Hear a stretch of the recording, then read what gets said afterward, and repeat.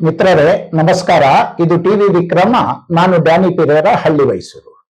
ಮಿತ್ರರೇ, ನಮ್ಮಲ್ಲಿ ವೈದ್ಯರ ಕುರಿತಾಗಿ ಒಂದು ಲೋಕಪ್ರಸಿದ್ಧವಾಗಿರ್ತಕ್ಕಂಥ ಮಾತಿದೆ.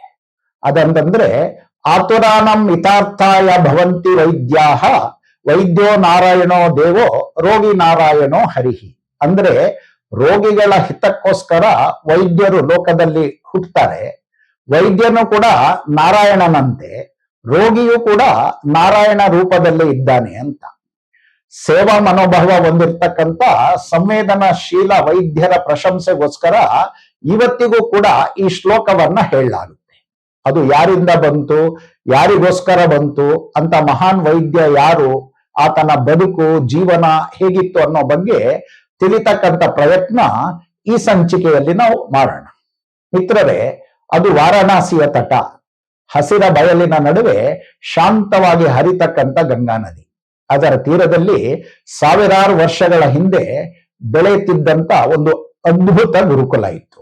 ಅದು ಮಾನವ ಬದುಕಿನ ಮೊದಲ ವೈದ್ಯಕೀಯ ಪದ್ಧತಿ ಆಯುರ್ವೇದ ಶಾಸ್ತ್ರದ ಪಿತಾಮಹ ಧನ್ವಂತರಿ ಮಹರ್ಷಿಯ ಆಶ್ರಮ. ಅಲ್ಲಿ ನೂರಾರು ಶಿಷ್ಯರು ವೈದ್ಯಶಾಸ್ತ್ರದ ಪಾಠ ಕಲಿತಿದ್ರು.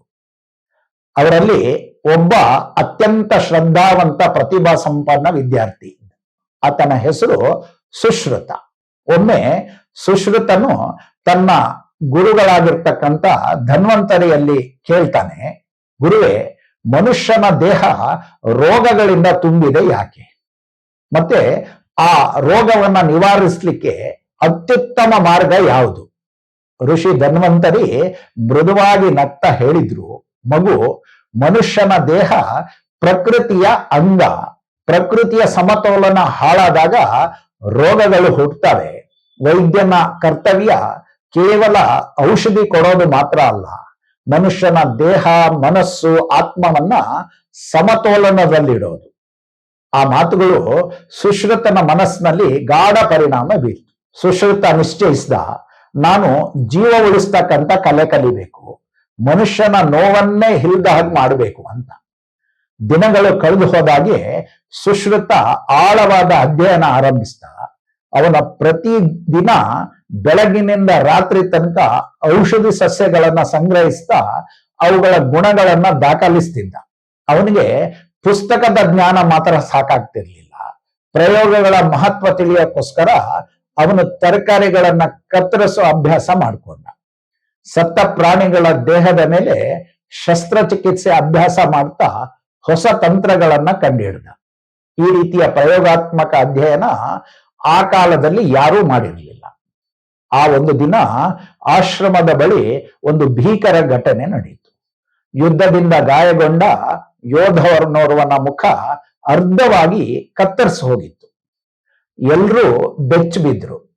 ರಕ್ತಸ್ರಾವ ಆಗಿತ್ತು. ಎಲ್ಲಾ ಶಿಷ್ಯರು ಹಿಂದಕ್ಕೆ ಸರಿದ್ರೆ ಒಬ್ಬ ವಿದ್ಯಾರ್ಥಿ ಮಾತ್ರ ಮುಂದೆ ಬಂದ. ಅವನೇ ಸುಶ್ರುತ. ಆತ ಶಾಂತವಾಗಿ ಗುರುಗಳ ಬಳಿ ಕೇಳ್ದ, ಗುರುಗಳೇ, ಈ ಜೀವ ಉಳಿಸ್ಲೇಬೇಕು ಅಂತ. ಹಸಿರು ಎಲೆಗಳಿಂದ ತಯಾರಿಸಿರ್ತಕ್ಕಂಥ ಔಷಧಿ ಮಿಶ್ರಣ, ಹತ್ತಿ, ಎಣ್ಣೆ, ಬೆಳ್ಳಿ ಚೂರಿ ಎಲ್ಲವೂ ಅವನ ಕೈಯಲ್ಲಿತ್ತು. ಗುರುವಿನ ಮಾರ್ಗದರ್ಶನದಲ್ಲಿ ಅವನು ಗಾಯಗಳನ್ನ ಶುದ್ಧಗೊಳಿಸಿ ಅದನ್ನ ಸೀಳಿ ಹೊಲಿಗೆ ಹಾಕಿ ಅದಕ್ಕೆ ಔಷಧಿ ಹಚ್ಚಿದ. ಅವನು ಎಲ್ಲ ಚಿಕಿತ್ಸೆ ಮುಗಿಸಿದ್ದ. ಎಲ್ಲರ ಕಣ್ಣುಗಳು ಆ ಯೋಧನ ಉಸಿರಿನ ಮೇಲೆ ನೆಟ್ಟಿತ್ತು. ನಿಧಾನವಾಗಿ ಯೋಧ ಕಣ್ಣು ತೆರೆದು ಉಸಿರೆಳೆದುಕೊಂಡ. ಆ ಯೋಧನ ಜೀವ ಉಳಿದಿತ್ತು. ಅದು ಇತಿಹಾಸದಲ್ಲಿನ ಮೊದಲ ಪ್ಲಾಸ್ಟಿಕ್ ಸರ್ಜರಿ ಆಗಿತ್ತು. ಆ ರೋಗಿಯ ಮುಖದಲ್ಲಿ ಮತ್ತೆ ನಗು ಮೂಡಿದಾಗ ಸುಶ್ರುತನ ಕಣ್ಣು ದೇವಯುಕ್ತವಾಯಿತು. ಅವನೊಳಗೆ ಸಾರ್ಥಕ್ಯದ ಭಾವ ಕಾಣ್ತಿತ್ತು. ಈ ಘಟನೆಯಿಂದ ಸುಶ್ರುತ ವೈದ್ಯ ಎನ್ನುವುದರ ಅರ್ಥವನ್ನ ಅರ್ಥಕೊಂಡ. ಸುಶ್ರುತ ಹೇಳ್ತಿದ್ದ, ವೈದ್ಯನು ದೇವನಾದ್ರೆ ಅವನ ಹೃದಯವು ಕರುಣೆಯ ಮಂದಿರವಾಗಿರಬೇಕು ಅಂತ. ಸುಶ್ರುತ ತನ್ನ ಜ್ಞಾನವನ್ನ ಗ್ರಂಥ ರೂಪಕ್ಕಿಳಿಸಿ ಬರೆದಿರ್ತಕ್ಕಂಥ ಆ ಗ್ರಂಥವೇ ಸುಶ್ರುತ ಸಂಹಿತೆ. ಇವತ್ತು ಜಗತ್ತಿನ ಮೊದಲ ಶಸ್ತ್ರಚಿಕಿತ್ಸಾ ಗ್ರಂಥ ಅಂತ ಹೇಳಿ ಅದನ್ನ ಕರೀಲಾಗುತ್ತೆ. ಅದರಲ್ಲಿರೋದು ನೂರಾರು ಶಸ್ತ್ರೋಪಕರಣಗಳ ಚಿತ್ರಣ, ಶಸ್ತ್ರಚಿಕಿತ್ಸೆಯ ವಿಧಾನಗಳು, ಹೃದಯ, ಮೂಳೆ, ರಕ್ತನಾಳಗಳ ವಿವರಣೆಗಳು ಎಲ್ಲವೂ ಕೂಡ ಅಚ್ಚುಕಟ್ಟಾಗಿ ಬರೆದಿದ್ದಾವೆ. ಈ ಗ್ರಂಥ ಇವತ್ತಿಗೂ ಕೂಡ ವೈದ್ಯಕೀಯ ವಿಶ್ವವಿದ್ಯಾಲಯಗಳಲ್ಲಿ ಅಧ್ಯಯನಕ್ಕೊಳ್ಪಡ್ತವೆ. ವಿಶ್ವದ ವಿಜ್ಞಾನಿಗಳು ಸುಶ್ರುತನನ್ನ ಫಾದರ್ ಆಫ್ ಸರ್ಜರಿ ಅಂತ ಹೇಳಿ ಗೌರವಿಸ್ತಾರೆ. ಸುಶ್ರುತನು ಕೇವಲ ವೈದ್ಯನಷ್ಟೇ ಅಲ್ಲ, ತತ್ವಜ್ಞಾನಿ ಕೂಡ ಆಗಿದ್ದ. ಸುಶ್ರುತನ ಶಿಷ್ಯರು ಒಮ್ಮೆ ಗುರುವೇ, ವೈದ್ಯನ ಧರ್ಮವೇನು ಅಂತ ಹೇಳಿ ಪ್ರಶ್ನೆ ಮಾಡಿದಾಗ ಸುಶ್ರುತ ಹೇಳ್ದ, ರೋಗಿಯ ಜೀವವನ್ನ ಉಳಿಸೋದು ಭಗವಂತನ ಪೂಜೆಯಂತೆ ಪವಿತ್ರ ಕಾರ್ಯ ಅಂದಿದ್ದ. ಸುಶ್ರುತನ ಜೀವನನೇ ಅದಕ್ಕೆ ಸಾಕ್ಷಿಯಾಗಿತ್ತು. ಅನೇಕ ಶತಮಾನಗಳ ಕಳೆದರೂ ಸುಶ್ರುತನ ಹೆಸರು ಇವತ್ತಿಗೂ ಕೂಡ ಶಾಶ್ವತವಾಗಿದೆ. ಈ ಸುಶ್ರುತ ಮಹರ್ಷಿಯಿಂದಲೇ ಶುರುವಾಗಿರ್ತಕ್ಕಂಥ ಮಾನವ ಸೇವೆಯ ವೈಜ್ಞಾನಿಕ ಪಥ. ಆತನ ಸ್ಮರಣೆ ನಮಗೆ ಹೇಳುತ್ತೆ, ಜ್ಞಾನ ಮತ್ತು ಕರುಣೆ ಒಂದಾಗಿದ್ರೆ ಅದೇ ನಿಜವಾದ ವೈದ್ಯಶಾಸ್ತ್ರ ಅಂತ. ಸುಶ್ರುತನಿಗೆ ವೈದ್ಯಶಾಸ್ತ್ರ ಕೇವಲ ಓದಿನ ವಿಷಯ ಆಗಿರಲಿಲ್ಲ, ಅದು ಪ್ರಾಣ ಉಳಿಸ್ತಕ್ಕಂಥ ಧರ್ಮ ಆಗಿತ್ತು. ಒಬ್ಬ ಮನುಷ್ಯ ನೋವಿನಿಂದ ಕಂಗೆಟ್ರೆ ಸುಶ್ರುತನ ಕಣ್ಣುಗಳಲ್ಲಿ ಕರುಣೆ ತುಂಬಿರ್ತಿತ್ತು. ದೇಹನೇ ದೇವಾಲಯ, ಅದರ ಆರೈಕೆ ಭಗವಂತನ ಸೇವೆ ಅಂತ ನಂಬಿದ್ದ ಆತ. ಒಮ್ಮೆ ಗುರು ಧನ್ವಂತರಿ ಅವನನ್ನ ನೋಡಿ ಕೇಳಿದ್ರಂತೆ, ಮಗು ಸುಶ್ರುತ, ನೀನು ವೈದ್ಯನಾಗಬೇಕಾ ಅಥವಾ ದೇವರಾಗಬೇಕಾ ಅಂತ. ಆಗ ಸುಶ್ರುತ ಶಾಂತವಾಗಿ ಹೇಳಿದ್ನಂತೆ, ಗುರುಗಳೇ, ಜೀವ ಉಳಿಸೋ ಶಕ್ತಿ ಕೊಡಿ, ಜೀವ ಉಳಿಸುವವನೇ ನಿಜವಾದ ದೇವರು ಅಂತ. ಆಗ ಗುರು ಧನ್ವಂತರಿಯ ಕಣ್ಣಲ್ಲಿ ಆನಂದ ಬಾಷ್ಪ. ಅವರು ಹೇಳಿದ್ರಂತೆ, ಇಂದಿನಿಂದ ನೀನು ಶಸ್ತ್ರಚಿಕಿತ್ಸೆಯ ಜನಕ, ನಿನ್ನ ಕೈಗಳಲ್ಲಿ ದೇವತೆಗಳ ಶಕ್ತಿ ಇದೆ ಅಂತ ಮನದುಂಬಿ ಅವನಿಗೆ ಆಶೀರ್ವಾದ ಮಾಡಿದ್ರು. ಆ ಕ್ಷಣದಿಂದಲೇ ಸುಶ್ರುತ ವೈದ್ಯಶಾಸ್ತ್ರದ ಇತಿಹಾಸದಲ್ಲೇ ಚಿರಸ್ಥಾಯಿಯಾಗಿ ಉಳಿದುಬಿಟ್ಟ. ಅನಂತರ ಸುಶ್ರುತ ತನ್ನ ಅನುಭವಗಳನ್ನ ಬರೆದ. ಅದರಿಂದ ಹುಟ್ಟಿದ್ದೇ ಆ ಅಮೂಲ್ಯ ಗ್ರಂಥ ಸುಶ್ರುತ ಸಂಹಿತೆ. ಅದರಲ್ಲಿ 300ಕ್ಕೂ ಹೆಚ್ಚು ಶಸ್ತ್ರೋಪಕರಣಗಳ ವಿವರಣೆ, 120ಕ್ಕೂ ಹೆಚ್ಚು ಶಸ್ತ್ರ ವಿಧಾನಗಳು, ಮೂಳೆ, ನರ, ರಕ್ತನಾಳಗಳ ವಿಶ್ಲೇಷಣೆ ಹಾಗೂ ಶರೀರಶಾಸ್ತ್ರದ ಅದ್ಭುತವಾದಂಥ ವಿವರಗಳು.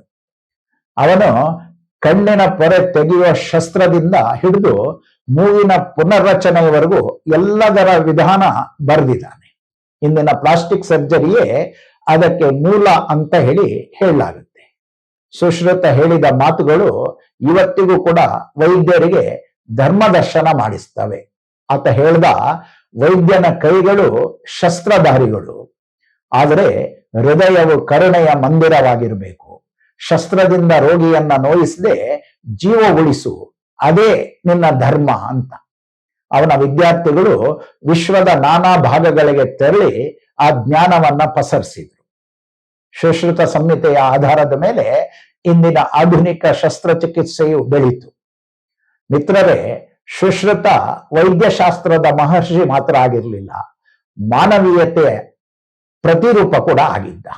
ಅವನ ಕತ್ರಿ ಕೇವಲ ಕತ್ತರಿ ಆಗಿರಲಿಲ್ಲ, ಅದು ಜೀವ ಉಳಿಸ್ತಕ್ಕಂಥ ದೈವದತ್ತ ಶಕ್ತಿಯಾಗಿತ್ತು. ಅವನ ಹೃದಯ ಕೇವಲ ವೈದ್ಯನ ಹೃದಯವಾಗಿರಲಿಲ್ಲ, ಅದು ದಯೆಯ ಸಾಗರ ಆಗಿತ್ತು. ಮಿತ್ರರೇ, ಜೀವ ಉಳಿಸುವವನ ಕೈಯಲ್ಲಿ ದೇವರ ಸ್ಪರ್ಶ ಇದೆ. ಈ ಮಾತುಗಳನ್ನ ನೆನಪಿಸ್ಕೊಂಡ್ರೆ ಪ್ರತಿ ಬಾರಿ ವೈದ್ಯರನ್ನ ನೋಡಿದಾಗ ಇಂದಿನ ಪ್ರತಿಯೊಬ್ಬ ಶಸ್ತ್ರಚಿಕಿತ್ಸಕ, ಪ್ರತಿಯೊಂದು ಆಪರೇಷನ್ ಥಿಯೇಟರ್ನಲ್ಲಿ ಸುಶ್ರುತರ ಆತ್ಮವೇ ಸ್ಫೂರ್ತಿಯಾಗಿ ಜೀವಂತವಾಗಿರುವಂತೆ ಕಾಣುತ್ತೆ. ಹಾಗಾಗಿ ನಮ್ಮ ಪರಂಪರೆಯಲ್ಲಿ ವೈದ್ಯನೊಬ್ಬ ಶಸ್ತ್ರಚಿಕಿತ್ಸಕನಾಗಿ ರೋಗಿ ಎದುರು ನಿಂತಾಗ ಆ ವೈದ್ಯಶಾಸ್ತ್ರದ ಪಿತಾಮಹ ಧನ್ವಂತರಿಯನ್ನ ನೆನಪಿಸಿ ಹೇಳುವ ಪ್ರಾರ್ಥನೆ, ಓಂ ಶಂ ಧನ್ವಂತರಯೇ ನಮಃ, ಆಯುಹು ಪ್ರಜ್ಞಾಂ ಬಲಂ ಯಶಃ, ದದಾತು ಮೇ ಧನ್ವಂತರಿ ದೇವೋ ನಾರಾಯಣೋ. ಅಂದರೆ, ಓ ಧನ್ವಂತರಿ ನಾರಾಯಣ, ದೇವರು ನನಗೆ ಆಯಸ್ಸು, ಬುದ್ಧಿ, ಶಕ್ತಿ ಹಾಗೂ ಯಶಸ್ಸನ್ನ ನೀಡಲಿ ಅಂತ. ಈ ಶ್ಲೋಕವನ್ನ ಭಾರತೀಯ ಪರಂಪರೆಯ ವೈದ್ಯರು ಅಥವಾ ವೈದ್ಯಕೀಯ ವಿದ್ಯಾರ್ಥಿಗಳು ದಿನನಿತ್ಯ ಧ್ಯಾನದ ರೂಪವಾಗಿ ಪಠಿಸ್ತಾರೆ. ಇವುಗಳಲ್ಲಿ ಮುಖ್ಯವಾದ ವಾಕ್ಯ ವೈದ್ಯೋ ನಾರಾಯಣೋ ಹರಿಹಿ. ಈ ಮಾತು ಈ ರೀತಿಯಲ್ಲಿ ಬಳಕೆಗೆ ಬಂದಿದೆ. ಮಿತ್ರರೇ, ವೈದ್ಯರಿಗೆ ಮಾದರಿಯಾಗಿರ್ತಕ್ಕಂಥ ಸುಶ್ರುತ ಅವನನ್ನ ಅನುಸರಿಸುವ ಈ ಎಲ್ಲ ಪರಂಪರೆಯ ಎಲ್ಲ ವೈದ್ಯ ವಿದ್ಯಾರ್ಥಿಗಳಿಗೂ ನನ್ನ ಅನಂತ ಪ್ರಣಾಮಗಳನ್ನ ಸಲ್ಲಿಸ್ತಾ ಈ ಸಂಚಿಕೆಯನ್ನ ಮುಗಿಸ್ತಾ ಇದ್ದೇನೆ. ಮಿತ್ರರೇ, ಮುಂದೆ ಮತ್ತೊಂದು ವಿಷಯದೊಂದಿಗೆ ಮತ್ತೆ ಭೇಟಿಯಾಗೋಣ. ಅಲ್ಲಿವರೆಗೆ ನಮಸ್ಕಾರ. ಒಂದೇ ಮಾತರಂ. ಟಿವಿ ವಿಕ್ರಮ, ದೇಶ ನಿಮ್ಮ ಕೈಯಲ್ಲಿ. ಈ ಕಾರ್ಯಕ್ರಮ ನಿಮಗೆ ಇಷ್ಟ ಆಗಿದ್ದಲ್ಲಿ ಲೈಕ್, ಶೇರ್ ಹಾಗೂ ಕಮೆಂಟ್ ಮಾಡಿ. ಟಿವಿ ವಿಕ್ರಮದ ಕಾರ್ಯಕ್ರಮಗಳನ್ನು ನಿರಂತರವಾಗಿ ವೀಕ್ಷಿಸಲು ಸಬ್ಸ್ಕ್ರೈಬ್ ಮಾಡಿ, ಬೆಲ್ ಐಕನ್ ಒತ್ತಿ.